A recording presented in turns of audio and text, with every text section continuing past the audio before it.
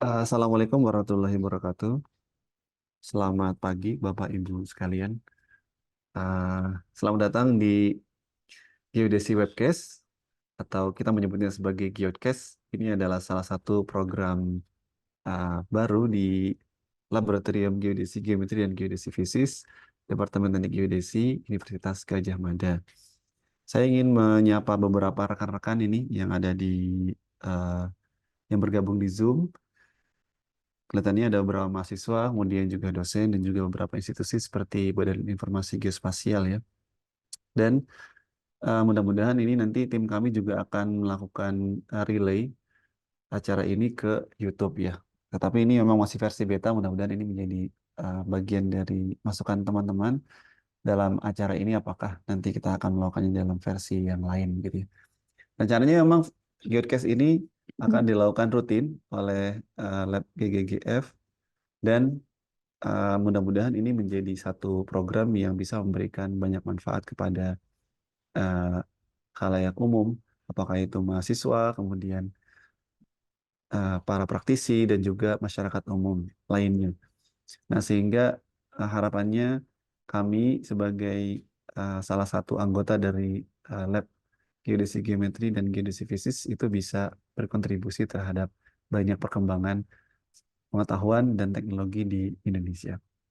Nah, format kali ini berhubung sebetulnya musimnya sudah musim hujan nih, jadi kita melakukannya di indoor. Mudah-mudahan suatu saat kita bisa juga melakukannya secara outdoor di lapangan gitu ya, sehingga nanti bisa menunjukkan juga situasi Departemen Teknik Geodesi yang terbaru atau yang paling terkini.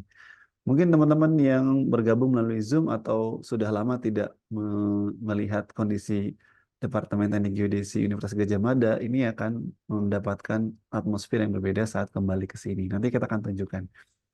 Nah, di GDC Webcast kali ini, kita sudah kedatangan eh, satu narasumber ya, narasumber perdana kami ini di GDC Webcast, yang memiliki satu pengalaman yang luar biasa dan juga menjadi salah satu dari guru besar perempuan pertama di Departemen Teknik Geodesi Universitas Gadjah Mada.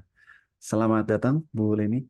Selamat datang, terima kasih. Selamat pagi semua. Ya, ini Bu Leni ini luar biasa ini sibuknya ini, sampai kita itu harus melakukan beberapa schedule ya. Sehat Bu Memang, Leni?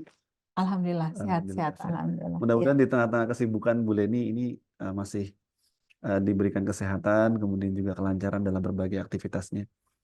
Nah, Amin. Ya. Bu, ini kan kita sebetulnya ingin mendapatkan lebih banyak informasi, terutama di satu bidang pengetahuan atau bidang ilmu Bu Leni ini yang eh, tidak banyak orang tahu, atau mungkin sebagian besar kita menganggapnya abstrak ya Bu ya. Wah, ini Betul. geodesi fisis atau geoid ini sangat abstrak, dan Bu Leni ini kan sebetulnya sejak eh, S1 mendalami ini ya Bu ya, Ya. dulu. Boleh diceritakan eh, mungkin pengalamannya dulu waktu mendalami geodesi fisis, atau memilih untuk berkonsentrasi apa sebetulnya motivasi dan pengalaman yang menarik yang dulu sempat membersamai perjalanan studinya, Bu. Mungkin bisa cerita dulu. ya, baik. Terima kasih Pak Cecep ya. Jadi terkait dengan bidang ilmu geodesi fisis ini memang biasa dinamakan ilmu ini apa ningrat ya, pening melarat begitu. Jadi, nah ini dulu sebenarnya waktu S1 saya itu sudah di bidangnya sudah di geodesi murni lah boleh ya, basic geodesi begitu. Di mana untuk yang S1 itu saya skripsinya adalah terkait dengan sistem referensi geodesi, yaitu kalau sebelumnya itu adalah apa ID 74 ya ke Oh iya, DGN iya, iya. 95 begitu. Jadi sudah memang dari awal terkait dengan sistem referensi, dan kemudian pada saat itu saya melihat bahwa salah satu hal yang sangat krusial dalam menentukan sistem referensi itu yang belum tercover di ID 74 dan DGN 95 itu adalah sistem referensi tinggi begitu ya. Ya. Itu. Dan kemudian kebetulan juga saya diminta menjadi asistennya Pak Dr. Sumaryo waktu itu, dan beliau adalah juga sebagai dosen pembimbing waktu saya sebagai dosen muda begitu. Dan Pak Mario ini ya dengan apa pengalamannya dan kemudian juga pemahamannya mengenai geodesi di Indonesia begitu, kemudian mengarahkan saya untuk kemudian mendalami terkait dengan geodesi fisis itu Oh. begitu ya. Jadi waktu itu sejak S1 sudah dibimbing Pak Mario. Bukan, Dari saya S1-nya dibimbing oleh Pak Sutaat ya waktu itu, Pak Oh, iya Sutaat. iya Dan iya. kemudian juga saya mengerjakannya di waktu itu di Bako Surtanal, Maksud kamu. dibimbing oleh Dokter apa Sobar ya, Pak Dokter Sobar. Oh, Sobar Sobar Sutisna Sedih. ya Nah, waktu baik, itu baik. Saya ya. sempat ketemu juga dengan Ya, Pak Sobar. betul. Ya, Iya. itu dan kemudian pada saat saya kembali selesai begitu dan kemudian melihat bahwa sebenarnya kita itu dengan kondisi Indonesia yang sangat kompleks ya sebagai negara kepulauan, maka sistem referensi yang juga menjadi permasalahan besar itu adalah sistem referensi Sistem tinggi referensi begitu tinggi. ya. Baik. Nah, kebetulan ini apa saya kemudian mendapatkan beasiswa dari Mombuso begitu ke Kyoto University ya. Saat itu kemudian saya mendapat apa promotor Profesor Fukuda yang kebetulan memang bidangnya adalah terkait dengan gravity begitu Baik. ya. Kalau boleh tahu nih Bu, dulu Hmm. waktu pas memilih geowit atau Hmm. graffiti atau geodesi fisis, Hmm. di saat itu apakah ilmu tersebut sudah berkembang atau Hmm. menjadi tren atau bagaimana Bu di saat itu? Sebenarnya belum ya, Belum. karena kan waktu itu kita masih ya tadi terkait dengan pemetaan atau position itu lebih fokusnya masih ke horizontal ya, Ya, gitu sehingga artinya vertikalnya belum belum belum jadi belum belum concern. disentuh sama sekali ya waktu itu kita masih menggunakan full dengan menggunakan min sea level begitu Ya. ya. Tapi saya melihat bahwa pada saat kita menggunakan min sea level sebagai bidang referensi terutama bagi kita di negara kepulauan itu masalahnya besar ya begitu. Misalnya untuk di Jawa saja ya, kita Jawa saja yang itu merupakan salah satu kalau dibilang apa pulau yang paling advance lah ya Betul. dibandingkan dengan apa dengan pulau-pulau yang lainnya. Waktu itu juga kita masih memiliki atau menetapkan bidang referensi tinggi itu bersifat lokal begitu ya dari jadi belum terkoneksi secara penuh begitu ya antar min sea level yang itu didefinisikan di Jakarta ya di Kolin Lamil kemudian di Surabaya kemudian juga di Pantai Selatan begitu ya. Nah, saya melihat bahwa untuk kemudian ke depan ini sangat diperlukan begitu sistem referensi yang itu bisa secara kontinu ya. Jadi tidak hanya kemudian di darat, tetapi juga karena kita negara kepulauan ya harus juga kemudian bisa meunifikasi antar pulau ini begitu ya. Ya, artinya itu menjadi motivasi yang kemudian sampai S3 Betul topik ya. pendalamannya di bidang itu ya Bu. Ya, Luar itu saja. biasa. Saya ya Ya, hanya ya. cuma jerit ya begitu ya. Baik, baik. Jadi waktu itu lulus tahun berapa Bu? Dari Kyoto Saya University. dari ya, saya dari Kyoto University itu tahun 2003 ya sebagai doktor ya Doctor of Hmm, Science dari ya. Graduate School of Science ya Saat itu kan Kyoto saat University itu ya. sudah jadi dosen kan ya? Sudah ya, Dan saya sudah kemudian bergabung tahun 90. Jadi saya lulus 93 kemudian 92 ya. Itu kemudian saya gabung artinya menjadi PNS itu kalau menurut NIP saya itu berdasarkan NIT ya Bu. ya 94 ya 99 oh sorry 92 ya 92. sembilan Oh dua ya iya baik, malah baik. 92 Lulus 2003. ya ya kemudian saya lulus tahun 2097 saya berangkat ke Jepang Pak, begitu ya 96 97 kemudian 2003 saya kembali 2003. begitu ya jadi saya cukup lama di Jepang ya Bu. Jepang ya untuk S2 S3-nya Ya, begitu ya. sayangnya saya baru berangkat 2014 Bu. Ya, Kalau jadi 2003 saya bisa ketemu dulu Bu. setengah jam. Jadi kita tuh 11 tahun berbeda. Iya. Ya kebetulan waktu itu saya berpikir bahwa mungkin kalau yang lain ya dosen muda kemudian mengerjakan satu kegiatan terlebih dahulu. Tapi waktu itu saya setelah lulus dari S1, saya berpikir kemudian untuk segera Berangkat. ya untuk mencari sekolah begitu karena Ya kalau misalnya sebagai putri ya gangguannya banyak ya. Betul, Kalau betul. misalnya kita berpikir yang lain lagi, nanti sekolahnya tidak akan terurus lah begitu. Jadi saya memikirkan untuk memastikan saya selesai sekolah dulu, kemudian baru memikirkan yang lain begitu ya. Betul, betul. Ya. Artinya Bu, ini kan dari 2003 sampai sekarang 2023 ini sudah Hmm. hampir Ya, 2 dekade ya ya Bu ya. betul, betul. Nah ini kalau dilihat-lihat dari perkembangan ilmu, terutama di bidang referensi tinggi Bu. Nah Hmm. ini sekarang bagaimana Bu perkembangannya? Ya, saya lihat alhamdulillah ya saat ini karena beberapa hal. Pertama adalah kalau kita lihat perkembangan dari teknologi survei dan pemetaan di mana saat ini kita banyak kemudian menggunakan teknologi ekstraterestrial ya satelit begitu.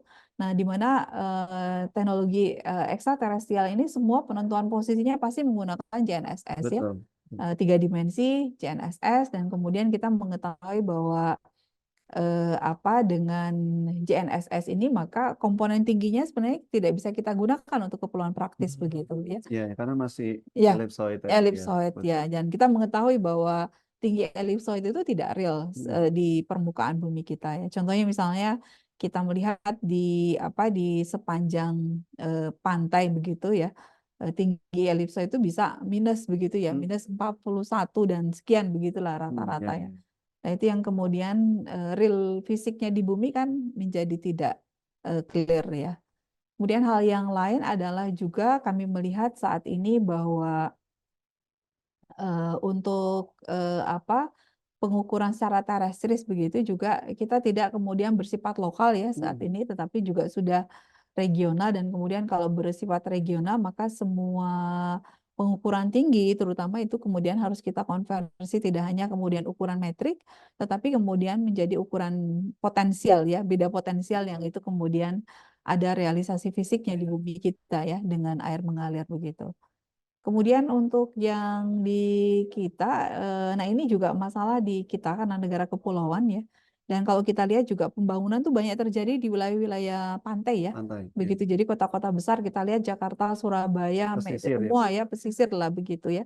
Dan di sini kita melihat bahwa memang diperlukan satu bidang referensi yang konsisten atau seamless ya dari darat ke laut begitu untuk kemudian bisa mengakomodasi kebutuhan dari pengembangan pembangunan saat ini begitu ya. Saya kira saat ini dan itu juga ditunjukkan dengan BIG ya yang sebenarnya BIG ini sudah mencoba mengembangkan geoid nasional itu sejak 96 Hmm.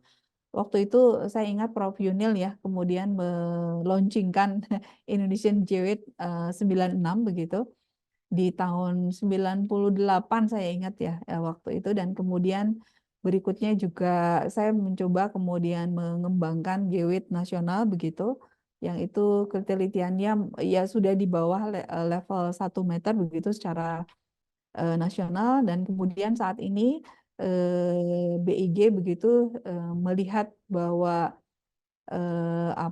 infrastruktur ya geodesi itu tidak hanya kemudian membangun jaring kontrol horizontal Horizontal. saja tetapi juga vertikal dan vertikal ini yang paling logis dibangun di kita saat ini adalah dengan membuat geoid begitu ya Geometri. dan ini direalisasikan dengan banyak sekali dilakukan perapatan data-data gaya berat ya sebagai data inti dari geoid begitu banyak dilakukan pengukuran-pengukuran gaya berat dan kalau kita karena eh, apa negara kepulauan maka dari sangat luas begitu maka salah satu metode yang paling potensial untuk digunakan untuk melakukan pengukuran gaya beratnya adalah dengan menggunakan airborne gravity Ya, begitu betul. ya. Nah, ini banyak dilakukan dan Oke. saat ini alhamdulillah BIG sudah menutup seluruh pulau begitu dengan pengukuran Ya, ya, airborne ya. gaya berat ini meskipun tentu saja dengan spasi yang masih ya kalau memungkinkan kita bisa perapat lagi begitu ya. Kira-kira seperti itu Iya, saya iya, kira ya iya. pengembangannya Artinya saat ini. perkembangannya sudah sangat Iya, pesat ya, Bu ya. iya betul. Iya, dan didukung dengan eh, banyak lembaga juga, Bu ya. Ba- Nah, Ya. ini menarik nih, Bu. Kan tadi disebut-sebut ada geowit, ada kayak berat. Sebetulnya kalau dari istilah-istilah itu ada sesuatu atau ilustrasi yang mudah untuk diterima masyarakat nggak ini, Bu? Mungkin Bu Leni punya ilustrasi atau punya gambaran cara memahami geoid ini dengan mudah itu gimana sih, Bu? Hmm, Nah, baik. Baik, mungkin saya izin share screen sedikit ya, untuk yang siap. memudahkan ya, untuk Ya. memudahkan kita mendapatkan gambaran tentang geoid begitu. Karena apa? Karena geoid itu kan memang abstrak ya. Jadi kita juga seperti juga gaya berat begitu ya. Karena sebenarnya gaya berat kita juga tidak bisa merasakan ya. Artinya kita tidak bisa melihatnya Hmm, gaya berat ini ya. Kita ya. juga Mungkin ini ya. mahasiswa-mahasiswa yang pernah jadi muridnya Bu Leni pasti juga berpikir yang sama ini. Ya, begitu ya. Ini sesuatu yang sangat abstrak begitu. Kita tidak bisa kemudian merasakannya, menciumnya, tetapi Oh, kita mengetahui bahwa gaya berat itu ada di mana-mana begitu ya. Kemanapun kita pergi, pasti kalau kita selama ada di bumi kita akan selalu dipengaruhi oleh gaya berat ini. Nah, kalau kita lihat sebenarnya ini, mohon maaf, sudah kelihatan ya share screen saya ya. Ya, baik. Jadi kalau kita berbicara mengenai geoid, ini sebenarnya geoid itu adalah kita untuk merepresentasikan karena bumi kita tuh sangat bervariasi ya, distribusi massa bumi kita. Sehingga di situ digunakan apa bidang yang itu adalah bidang yang memiliki potensi gaya berat yang sama begitu ya, atau kita namakan sebagai bidang geopotensial yang itu kemudian digunakan untuk merepresentasikan bumi fisis kita yang sangat kompleks ini begitu. Nah, oleh karena itu maka kemudian bidang geopotensial ini ya, karena ini adalah potensialnya itu adalah potensial gaya berat begitu, maka untuk mendefinisikan bidang geopotensial ini yang kemudian digunakan data gaya berat hmm, begitu ya. Karena kan gaya berat ini adalah terkait dengan distribusi massa begitu betul ya. betul. Nah, oleh karena itu mengapa kemudian karena kemudian distribusi massa bumi yang variatif yang coba kemudian kita gambarkan ya dalam bentuk fisis bumi, maka di sini yang kemudian kita secara jelas bagaimana hubungan antara gaya berat, bidang geopotensial dan geoid begitu Hmm. ya.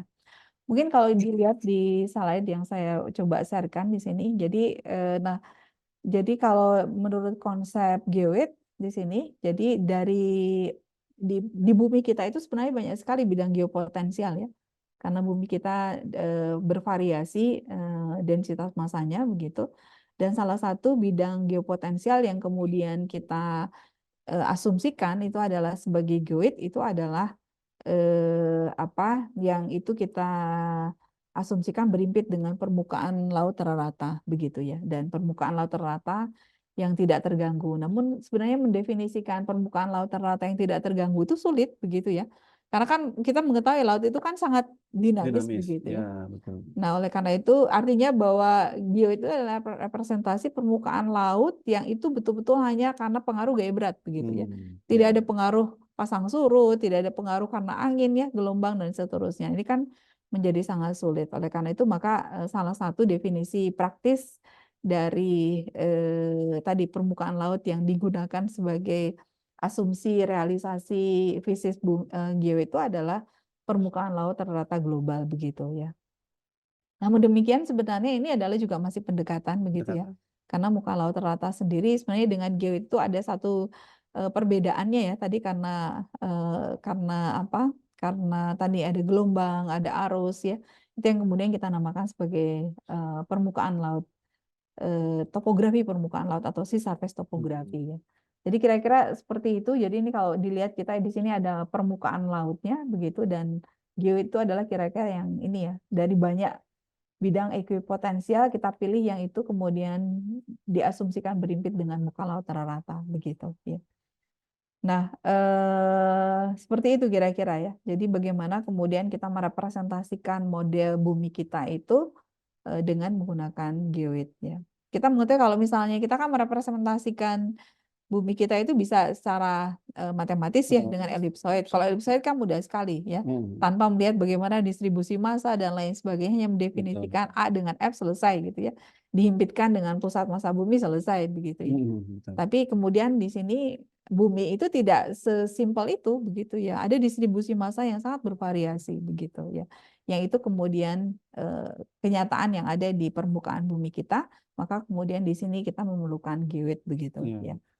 Jadi kadang kalau menggunakan ellipsoid itu kelihatannya bumi itu sangat Ya, sangat simple lah. simpel Ya, dan kemudian Tapi lebih enak ya Bu ya dilihatnya Bu ya. Ya, ya, Ketimbang yang kalau sudah gewet ya. betul, betul. Ya, ya, tetapi tadi Realnya malah yang gewet tadi ya, ya Bu ya. ya, karena ini adalah hanya model matematis yang sebenarnya kita juga tidak tahu ya. Seperti misalnya di sini ya, di apa di kita mungkin ada juga yang menyatakan misalnya ini ya. Nah, iya. Contohnya ini kan sebenarnya ini adalah global geoid kita dan kemudian kita melihat di sini ya. Jadi ini Indonesia yang itu nilai geoidnya itu adalah mulai dari ini ya sekitar ini kalau di Sumatera itu hijau ini adalah minus gitu ya, minus 21 dan kemudian di eh, Irian itu adalah sekitar plus 100-an begitu ya. Dan kalau kita lihat di sini di Lautan Hindia itu nilai geoidnya itu negatif ya. Dan ini adalah di permukaan permukaan laut ya. Ini artinya sebenarnya bukan ada sesuatu di situ, tapi sebenarnya karena posisinya itu di Lautan Hindia itu sebenarnya ada di bawah elipsoid begitu ya. Hmm. Jadi sebenarnya kita tidak tahu elipsoid itu kita di mana, ada di bawah, di atas, atau di dalam ya. Oleh karena itu kan untuk dijadikan sebagai bidang referensi tinggi itu menjadi masalah begitu ya. Kalau elipsoid karena berarti kan di sini seperti yang di Lautan Hindia itu nilainya negatif begitu ya. Karena apa? Karena posisi elipsoidnya ada di atas permukaan laut begitu ya. Nah, sedangkan kalau di Indonesia ini ada di dalam ya. Misalnya di Irian Jaya itu karena plus seratusan berarti dia ada di dalam bumi kita begitu. Nah, kalau seperti itu kan kemudian menjadi sulit untuk realisasi fisiknya ya di permukaan bumi ini ya, seperti itu. Ya, ya, ya, ya. Menarik ini. Kalau kita lihat yang di Himalaya malah tidak terlalu tinggi ya Bu. Hmm, Itu kenapa kira-kira Bu? ya. Nah, ini juga sebenarnya karena memang ini tidak eh, Himalaya itu mungkin juga kita mengetahui ya dari sejarahnya ya. Himalaya itu kan sebenarnya itu adalah dihasilkan dari tumbukan dari lempeng Ya, yang pertama. Ya. Hindia ya, kemudian dengan Eurasia begitu ya. Dan biasanya kemudian pada kondisi tersebut sebenarnya kita kalau misalnya kita berbicara mengenai teori aerostatik ya Hmm. gitu. Jadi biasanya kalau ada satu distribusi massa yang besar di permukaan bumi, maka di bawahnya juga itu akan juga besar begitu ya. Ada akar begitu ya untuk menyeimbangkan struktur dari eh, pegunungan tersebut. Tetapi untuk kondisi di Himalaya ini sebenarnya dia relatif ini ya, relatif struktur massa itu tidak begitu tidak terbentuk karena dia adalah dia adalah hasil Hasil tumpukan dari tumbukan. ya. Namun demikian sebenarnya kalau kita lihat ya di sini Himalaya itu cukup ini karena di selatannya ini kan dia negatif Negatif. sangat negatif begitu ya. Dan di utaranya juga di sini itu juga negatif Negatif. begitu ya. Sebetulnya Jadi terjadi sebenarnya juga ya peningkatan. secara relatif juga ada gitu, tetapi Oh, tidak kemudian dibandingkan seperti yang Indonesia ini ya. Indonesia. Ya, Baik. dan ini ya Afrika gimana ini?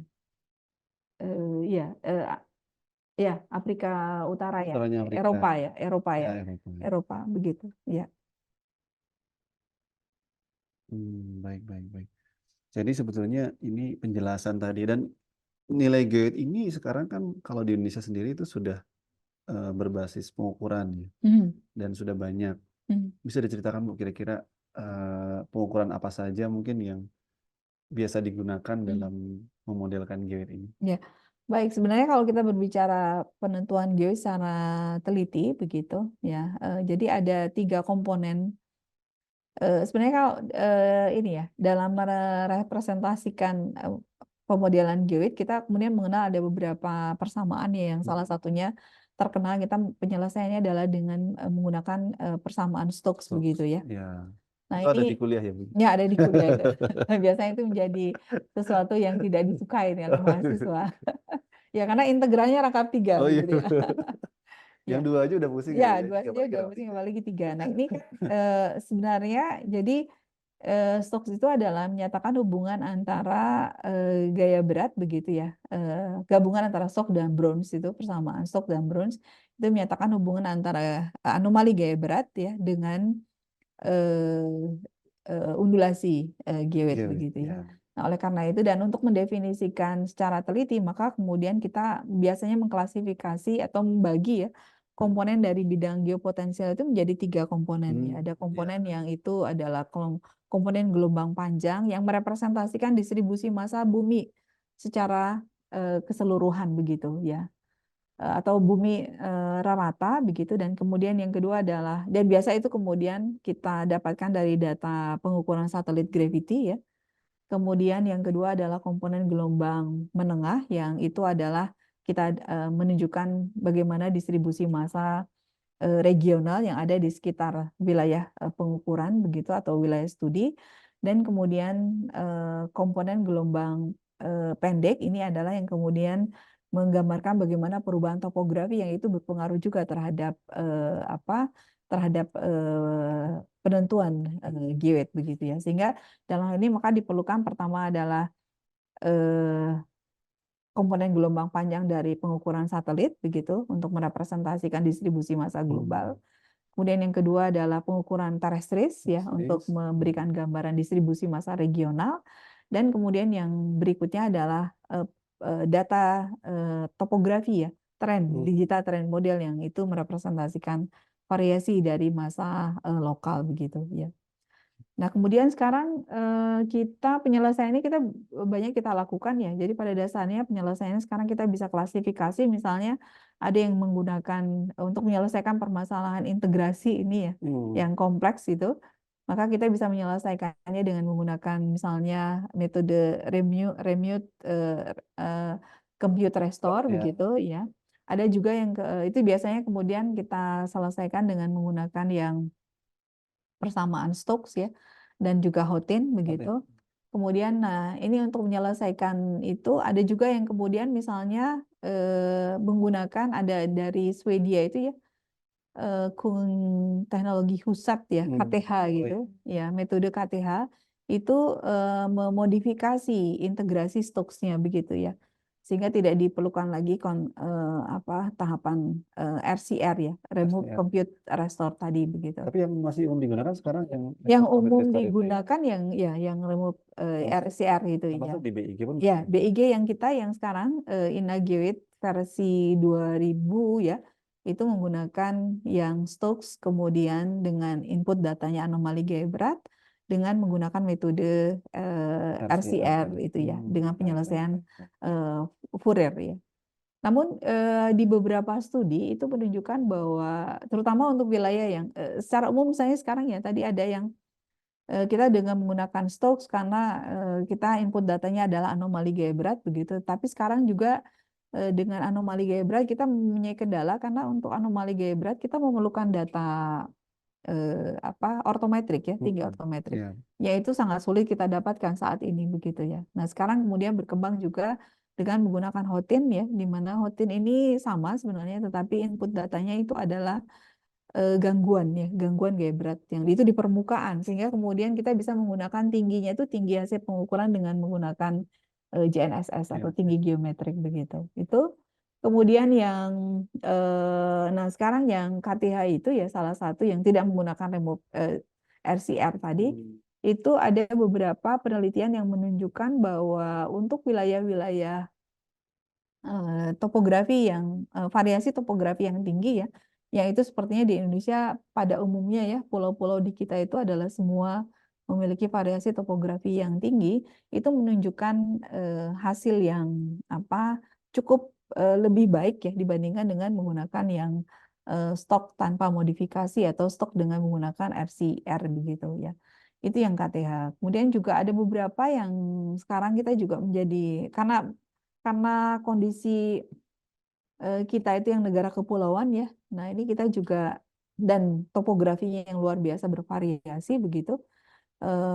Maka memang masih banyak PR yang perlu kita lakukan ya. Di antaranya tadi mendapatkan metode yang paling tepat begitu, yang tentu saja untuk setiap wilayah itu mungkin juga akan memerlukan penanganan khusus atau metode yang khusus begitu ya, yang itu tidak bisa kemudian digunakan secara nasional begitu.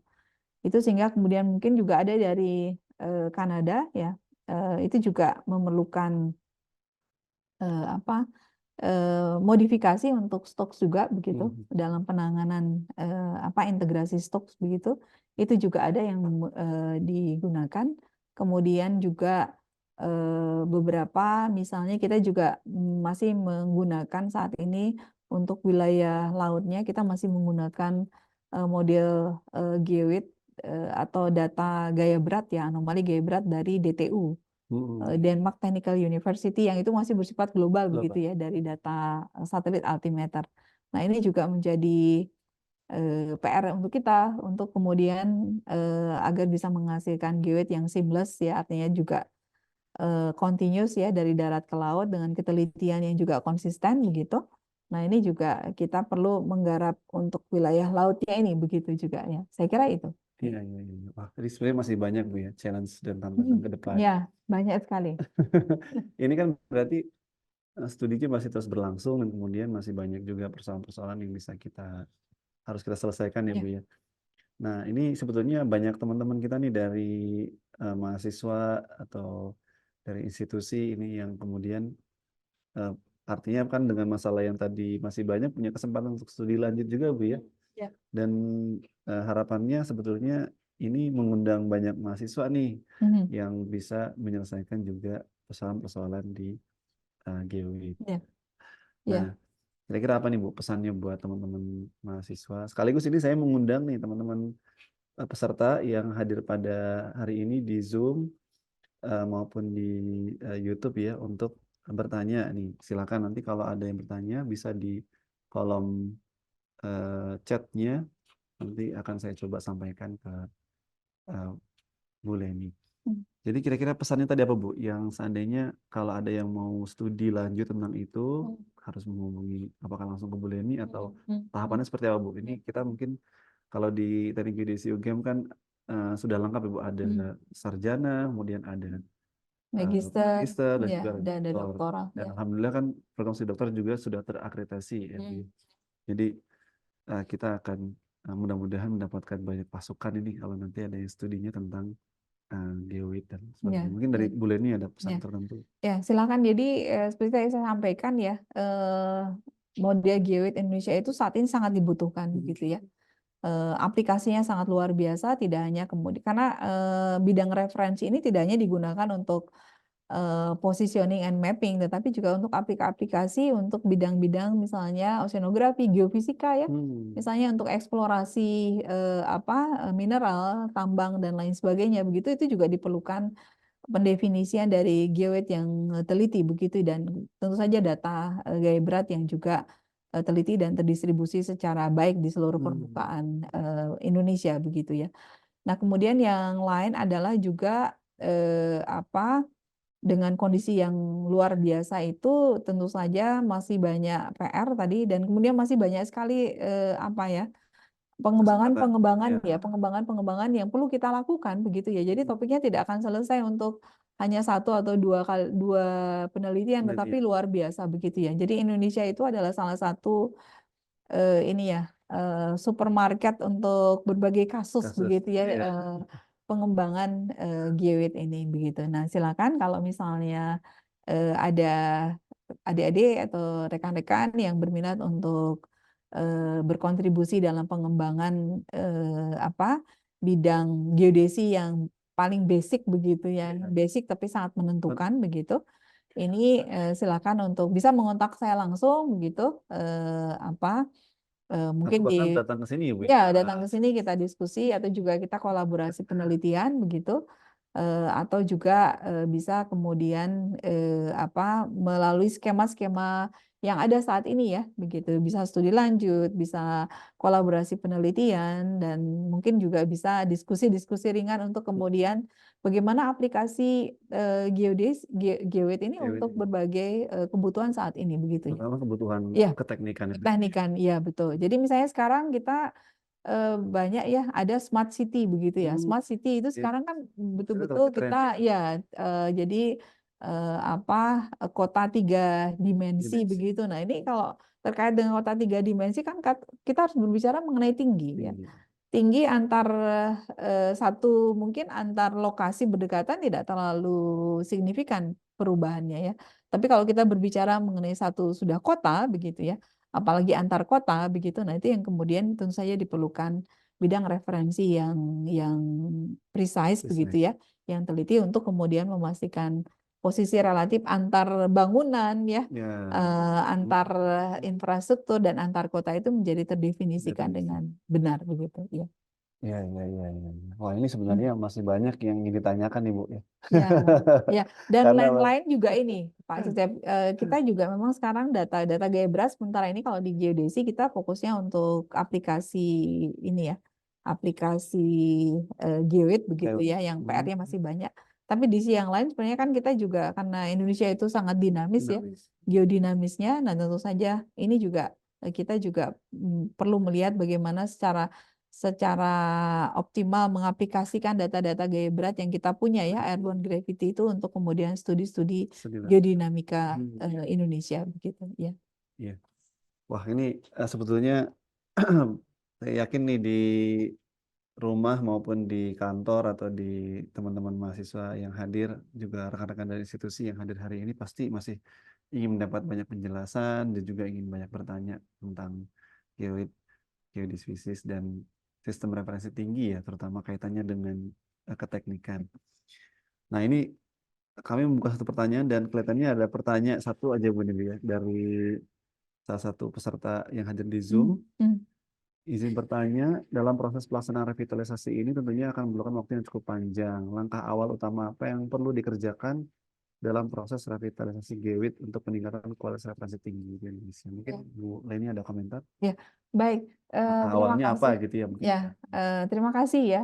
Pertama adalah tentu saja menyediakan data ya, Hmm, data dan itu sudah mulai dilakukan oleh BIG begitu ya, data gaya berat begitu, dan kemudian berikutnya adalah juga capacity building untuk SDM-nya ya, dan kemudian juga sarana prasarana begitu ya. capacity building berarti suruh sekolah Bu ya? Ya, ya, begitu. Jadi pengembangan SDM-nya, karena kan Iya, memang iya. di sini memang diperlukan SDM yang ini ya, yang bersemangat begitu dan kompeten begitu Iya. untuk mengembangkan banyak sekali tadi ya, banyak sekali permasalahan di dalam kita mendefinisikan GWIT Indonesia ini begitu ya. Sehingga memang masih diperlukan banyak sekali SDM yang kemudian bisa berkontribusi dalam pengembangan GWIT Indonesia ini begitu. Dan tentu saja yang lain adalah kolaborasi antar institusi ya yang terkait begitu. BIG dalam hal ini adalah sebagai yang mengkoordinasikan.